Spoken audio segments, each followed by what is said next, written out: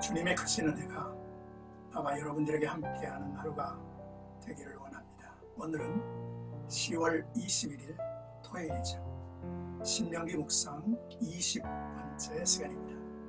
7장 1절에서 11절까지 여호와께서 택하신 민족이라 라는 내용이죠. 하나님께서 이스라엘 백성을 선민으로 택하신 것은 그들이 뛰어나서가 아닙니다. 다만 하나님이 기뻐하시고 사랑하사 조상들에게 하신 약속을 지키려 하심이라 했죠. 오히려 작고 연약하기 때문입니다. 약한 자를 택하여 세상의 강한 자를 부끄럽게 하시고 누구도 하나님 앞에서 자랑하지 못하게 하시고자 함임을 성경은 우리에게 가르치죠. 먼저 1절에서 5절까지는 차지할 땅에 들어가게 하시고 가나안 7족속을 쫓아내게 하심이라는 내용입니다.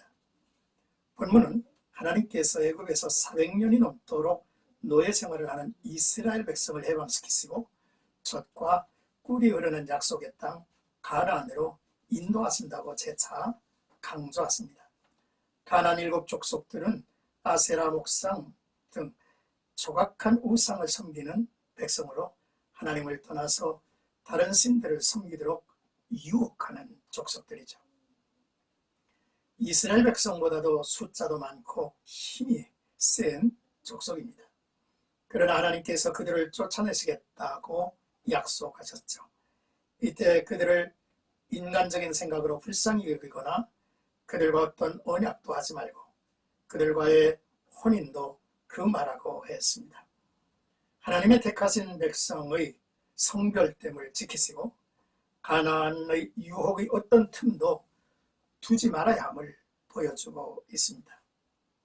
또한 그들의 우상과 제단을 깨트리고 불사르라 했습니다. 그리고 가나안 사람들을 모두 멸하라 했죠. 하나님의 이 같은 명령은 이방 우상 숭배에 대한 엄중한 경고가 담겨 있습니다. 또한 이스라엘은 가나안 족속에 대하여 유죄를 내리신 하나님의 선고에 의해서 악한 국가들에게 하나님의 법을 엄중히 집행해야 할 거룩한 사명도 주어졌습니다. 이제 6절에서 11절까지는 너를 자기 기업의 백성으로 택하셨나니 라는 내용입니다. 하나님께서는 이스라엘을 하나님의 선민 택하신 거룩한 백성이라고 하시죠. 모세는 이스라엘이 선택받은 이유가 다른 나라 민족보다 인구가 많거나 강한 나라이기 때문이 아니라고 했습니다. 다른 민족보다 더 거룩한 삶을 살았기 때문도 아닙니다. 오직 하나님의 약속과 사랑으로 말미암아 선민이 되었다고 하시죠.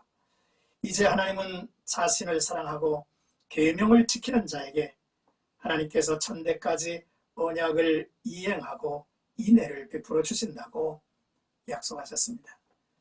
그런즉 너는 오늘 내가 네게 명하는 명령과 규례와 법도를 지켜 행할지니라 라고 하셨습니다.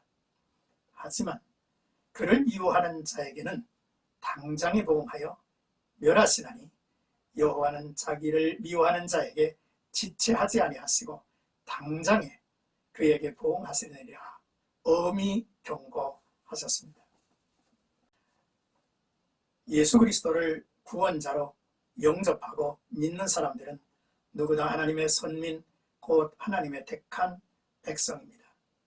우리의 의와 선한 행위가 조건이 아니었습니다. 오직 하나님의 약속과 그의 이른 믿음을 보셨고 순종해야 할 백성임을 보셨습니다.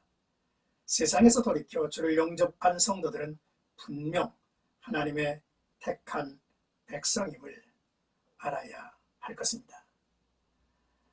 베드로전서를 보면 너희는 택하신 족속이요 왕같은 제사장들이요 거룩한 나라요 그의 소유가 된 백성이라고 했죠.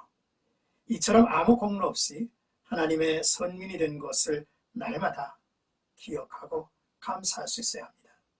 그리고 주님께 충성을 다하며 살아야죠. 그리하면 생명의 멸류관을 주신다고 하셨습니다. 내가 죽도록 충성하라. 그리하면 내가 생명의 면류관을 내게 주리라. 계시록 1장 20절의 말씀이죠. 사랑하는 색가가족 여러분, 선택은 약속이고 사랑이며 성결을 의미합니다. 우리는 구별된 백성으로 의 자존감을 잃지 말아야 합니다. 그 어떤 유혹의 틈도 없도록 경건한 삶을 살아가야 할 것이죠. 하나님을 대신하는 그 어떤 우상도 배격해야 합니다. 하나님의 진노로 갑자기 멸하리라 하심을 기억해야 하겠죠. 하나님은 바로 우리의 하나님이시고 신실하신 분입니다. 그를 사랑하고 계명을 지켜 자자손손 하나님의 언약과 그 안에 살아가는 축복이 이어지기를 주님의 이름으로